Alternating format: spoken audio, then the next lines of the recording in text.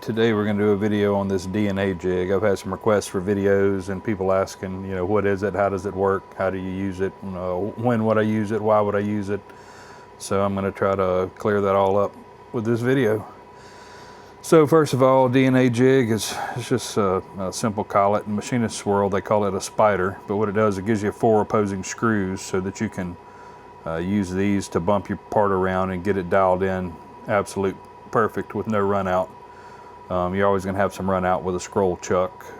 Cue lathes, there's no secret. There can certainly be dialed in to run perfectly true, but as far as long-term repeatability, you got to fool with them, this and that. My theory on all this is we're cutting wood, not super high tolerance parts that you're going to hold half thousandths tolerances on. I think a piece of wood, you bring it from say a air-conditioned shop out to a non-climate controlled part, it's going to change a couple thousandths pretty easily with temperature and humidity and things like that. So anyway, I don't worry a whole lot about it except for a couple procedures, and when I need it, that's when I use this jig here. So I guess first example would be drilling your hole to put a joint pin in, or threads, insert whatever you might use. Secondly would be you have a handle. I put my pin in my handle when I start turning it down to final size. That way I always use the center of it to hold everything on center. But we'll come back later, we'll have to cut a tenon on here. I usually make a 5/8 diameter tenon, 3/4 of an inch long. But when you do that, that needs to be perfectly running true and concentric. The other part of that's going to be for a forearm. Whenever you're going to bore this hole for this forearm to accept that tenon that we just made, that needs to be done. I feel like the A joint on a cue is the most critical part as far as keeping it accurate. And then another one would be whenever we're going to put our joint pin in this end of the cue. So I've made a couple collets that do that. First of all, when you buy the DNA jig, it's going to come with these 2 collets. They're 3D printed. They're definitely will mar your finish if you use it on a finished cue, so I don't recommend that. But these are just really intended to get you started. These things are straight on the outside, but the ID is tapered. Of these 2 pieces, one's tapered big to small, and the other one's going the opposite direction. But these 2 are intended, this one here, this gray one, for a joint pin installation. The taper needs to match the taper of your cue, but once that taper's matched, it almost acts like a Morse taper, so it locks your cue in pretty solid. This white one here, this is intended to go a shaft, same difference. It's going from small on this, or big on this end to small on this end, so it'll lock your shaft in, so whenever you're cutting your thread holes this way. I've made a few of my own, and I encourage you to do so. It's almost impossible for me to provide everybody with a collet that's going to fit your application. Everybody's tapers and diameters are a little different. These are just kind of, like I said, a general rule of thumb to get you started. But in reality, you probably would like to make yourself a set out of Delrin, so they won't mar a finished cue. I'm sure they can, but a lot less likely than these 3D printed ones. But these are the 4 that I use all the time. 2 of them replace these 2 here. And the other 2 that I've made, let's see if I got these right. Nope. This one here, nope, neither one of these are right. Oh, I know what it is. This forearm's not turned down to final size yet, but whenever I get this turned to the final diameter that I like to work with it, when I'm going to put my A joint in, this collet will slide all the way down, and it'll end up at that point. And this one here is the same situation for the handle end, which of course this handle's not at final size. I've also found that really the handle, you're going to turn it down some more, so you don't even really need a collet. you can actually just use the 4 screws to press into the wood. Of course, it's going to make an indentation, but you're going to end up cutting those out down the road, so it's not really a big deal. Give me a second, let me reposition, and we'll show you one of these in the lathe and how to make it work and how to dial it in. All right, we got it set back up. Basically going to mount your aluminum collet into your headstock, lock it down. I'm going to take one of these. This is my Fire torrefied maple shafts. Actually, it's the only one I had on the shelf. It's a 3/8 10. I got a customer that wants a radial. I've decided I'm going to start plugging all these with phenolic anyway. So what I'm going to do is I'm going to install a phenolic plug in here, and we'll bore it out first. We'll install the phenolic, let it dry, and then we'll come back and put some radial threads in this shaft. But to show you how we use a jig, this is one of my custom collets. I'll lock it onto my shaft. Like I said, I've got it custom made where it matches my taper well on both sides. Stick it through, kind of snug them down evenly just to hold it. Let me go support the back end with my steady rest real quick.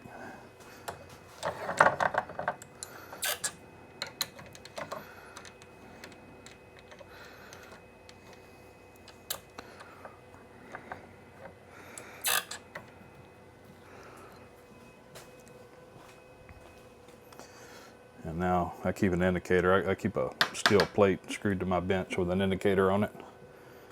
So stick this indicator on here and we'll start working our way around, tightening these bolts. I'll start with 2 opposing bolts. Right now, let's see. That one's at 0. This one is at -5. So that tells me I need to tighten this one about 2.5 thousandths. Check the other side. So 0, about +1. So we'll turn this one down. We'll just keep splitting the difference.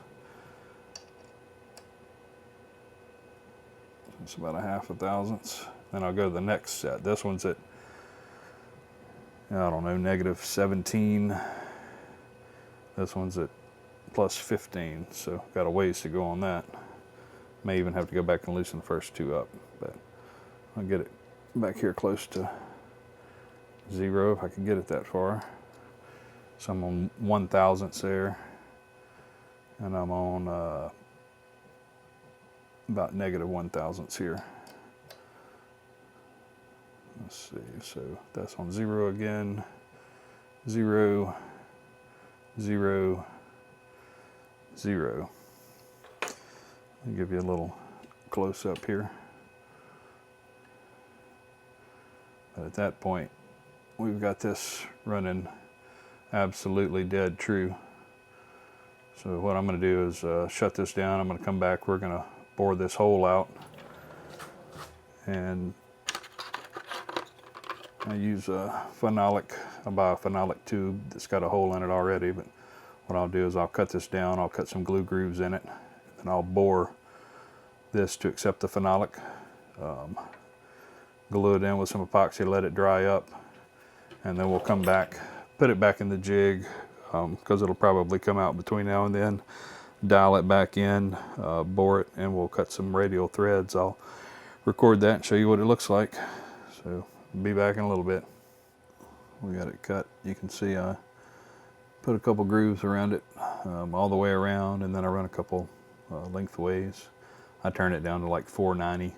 So now I'll take the shaft and bore a hole in it for this piece to fit so that we can epoxy it in. All right, now we're going to take this micro boring bar, carbide. We're going to bore the threads out on this cue.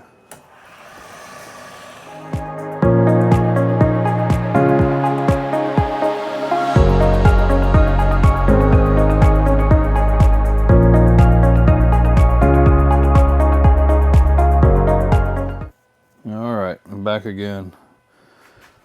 We've got our phenolic plug installed, faced off, ready to go. Now I'm gonna double check this DNA jig, make sure we're running true, because I've had it out of here and bumped it around and everything else. All right, looking pretty good. Now we're gonna drill this thing and retap it for a radial thread. And the way I like to do this, and it's definitely not set in stone, just my own theory, is step drill it.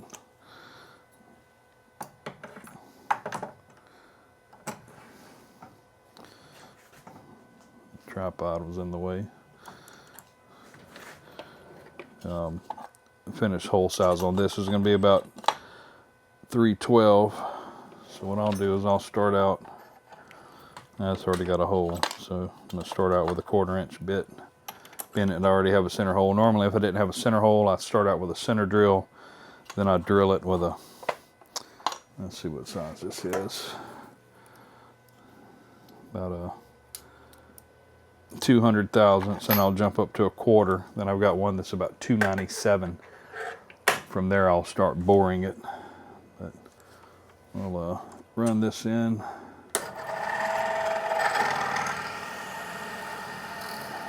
Drill bit always wants to follow a hole for sure, so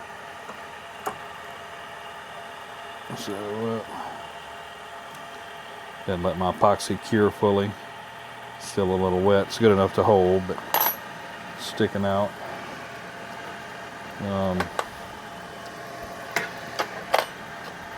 Find the next drill bit. It's here. Not too big.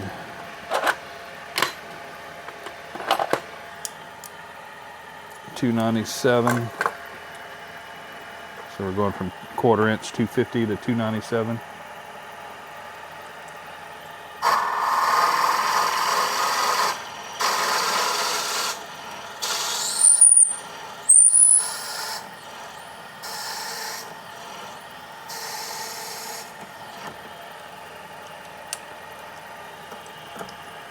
Now here's probably my funny part, but I'll take it 297 and I'm gonna bore it to like 310.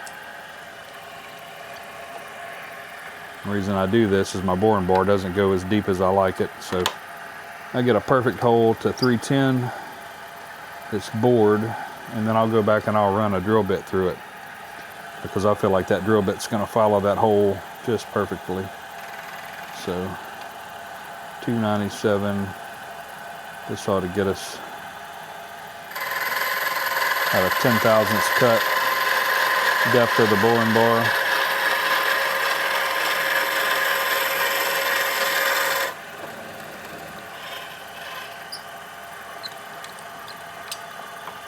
Now, being that DNA Jig's got this thing running perfectly concentric,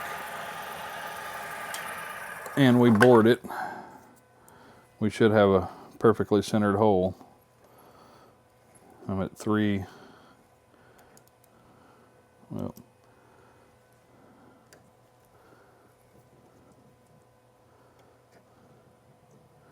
I thought I was at 310. 308. I'll take a little bit bigger, one more pass, about 3 thousandths worth.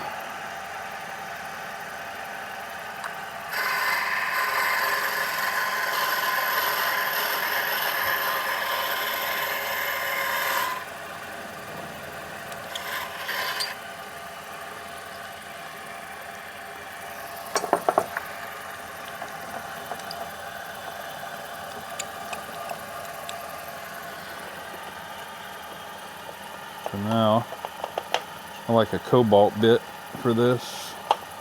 I can get it out, show you. Super sharp.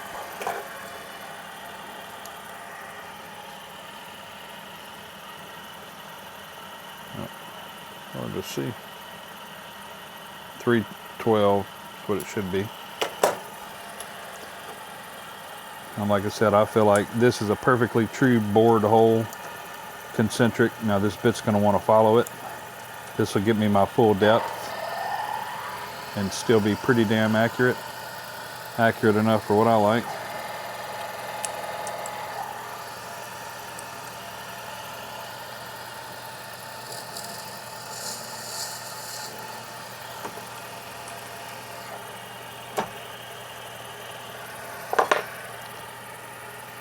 Now, when you mess up cues, you make handles. This is a little chamfer tool. I'll run that in there. I always like to put a little bevel on the inside edge.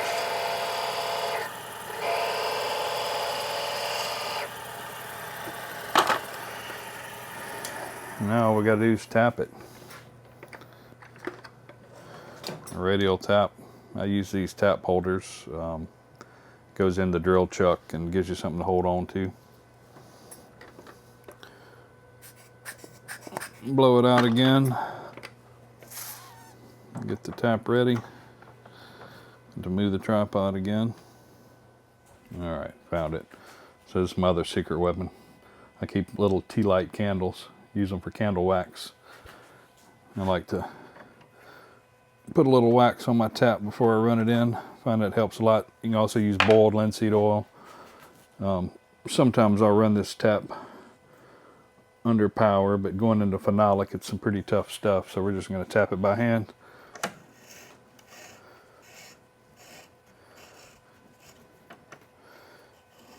So you want to go a couple threads and then back it out to break the chip or release it.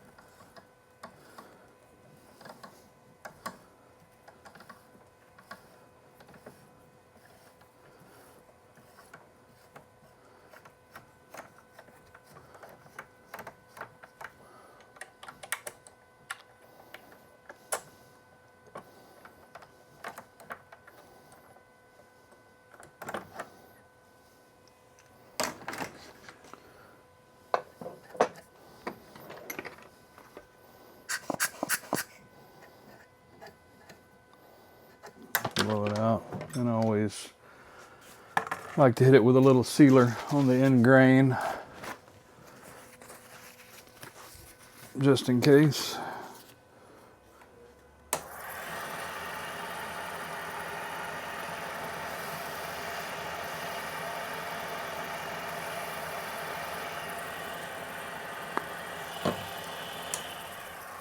We'll test the fit. I don't have a cue here with a radial, so make sure this maintenance pin goes in good. It's running pretty straight. And I'm gonna call that a wrap. There you have it. DNA Jig, how to use it, how to change the threads on a shaft if you need to. I'll loosen this guy up, pull it out, and this thing goes on here pretty good. It's hard to get it off. That didn't mar it up. Nice radial threads. And there you go. I appreciate y'all watching. If you got any ideas for some videos you'd like to see, shoot me a message. Like and subscribe to our YouTube channel. It helps keep us going. And if you need anything, cuemakersupply.com, home of Mid America Lathes. Thanks again.